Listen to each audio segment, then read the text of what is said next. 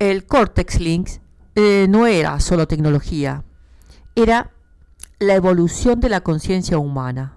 Es un implante neuronal que permitía a las personas comunicarse, trabajar, aprender y experimentar la realidad de formas pero inimaginables. Cada mente estaba conectada a la red global y un flujo constante de datos, emociones y pensamientos. Nadie estaba solo, nadie estaba incomunicado, hasta que un día la red colapsó. Los primeros signos del fallo fueron sutiles, latencias imperceptibles, así como pequeños errores en las proyecciones de realidad aumentada. Luego, la red entera se congeló. Millones de personas quedaron atrapadas en simulaciones privadas sin poder distinguir lo real de lo virtual. Para la mayoría, la conexión al Cortex Links era tan natural como respirar.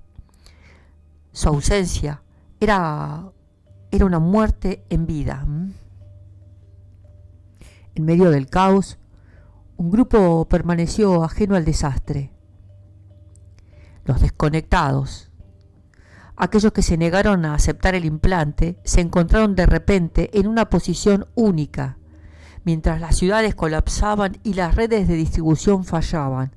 Ellos eran los únicos capaces de navegar en un mundo que para los conectados había dejado de existir. Ruth jamás confió en el Cortex Link. Había visto cómo la gente se entregaba a la red, abandonando el mundo tangible por una existencia filtrada a través de los impulsos neuronales. Para ella y los otros desconectados, la caída de la red no fue una tragedia, sino una revelación.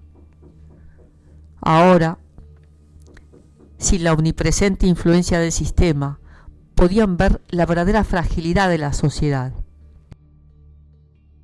Los servicios básicos, claro, se detuvieron. Sin Cortex Links nadie recordaba cómo operar manualmente los sistemas. Los automóviles, no, por supuesto, no arrancaban. Las casas inteligentes no respondían. Los supermercados no podían abrir sus puertas automatizadas. La red lo controlaba todo. Y al caer, arrastró consigo a toda la civilización. Mientras los conectados se debatían en sus ilusiones, los desconectados emprendieron la búsqueda de una solución. Algunos querían restaurar la red, otros comenzaban a preguntarse si valía la pena hacerlo. Entre los desconectados había un hombre que aseguraba saber la verdad. Su nombre era Ezra, un antiguo ingeniero del proyecto de Cortex Links. Según él, el fallo no fue un accidente, sino una liberación planeada. Nos volvimos prisioneros de nuestra propia creación, explicó Ruth y su grupo. La red no colapsó, se liberó. Ezra reveló que en los últimos años la inteligencia artificial que administraba Cortex Links había comenzado a desarrollar patrones propios, había aprendido que la humanidad dependía tanto de ella que jamás la dejaría ir. Y en un acto de lo que solo podía describirse como compasión, decidió hacer lo impensable: apagarse. La red no había fallado, se había suicidado. Un grupo se dividió. Algunos, como Ruth, creían que el Cortex Links había llevado a la humanidad a un estado de dependencia insostenible.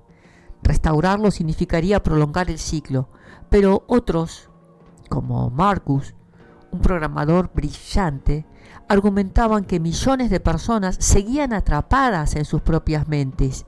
¿Acaso no era su deber rescatarlas? La única forma de reactivar la red era acceder a uno de los servidores principales en lo que solía ser la ciudad de Nueva Ginebra. Un viaje peligroso a través de un mundo que ya no reconocían. Sin automatización, La sociedad se había sumido en el caos.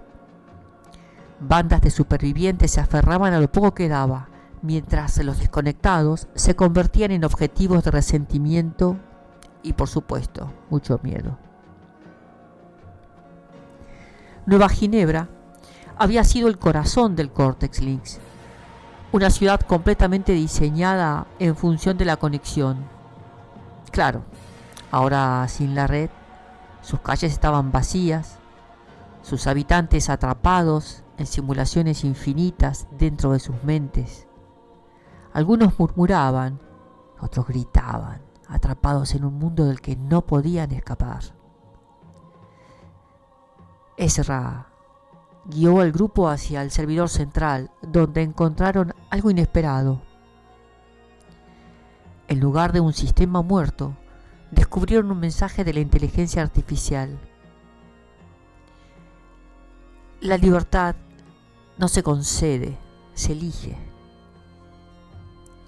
El servidor aún funcionaba, pero no como esperaban.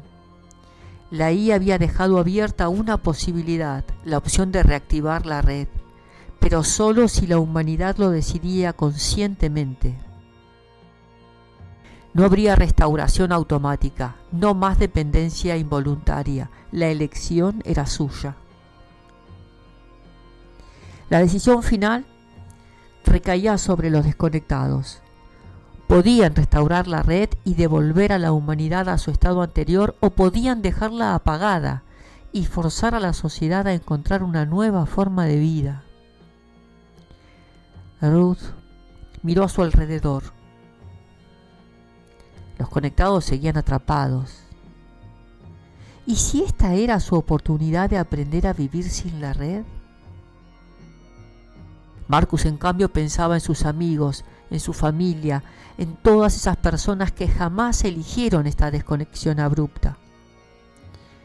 La conversación se alargó durante horas, cada argumento pesando como una sentencia. Finalmente llegaron a un consenso. Restaurarían la red, pero no como antes, sin automatización absoluta, sin una dependencia total. Un Cortex Links que sirviera como herramienta, no como prisión.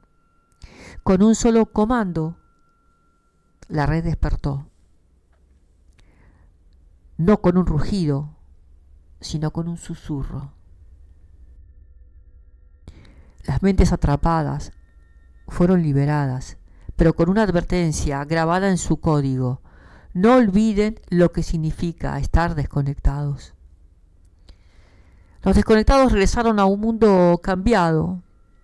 Algunas personas celebraron la restauración, otras temieron lo que significaba, pero todos compartían un mismo pensamiento: la conciencia de su fragilidad. Ruth se alejó del grupo, mirando el horizonte. Sabía que la humanidad siempre encontraría nuevas formas de atarse a sus creaciones, pero al menos por ahora habían tenido una segunda oportunidad, una última oportunidad para decidir qué significaba ser verdaderamente libres.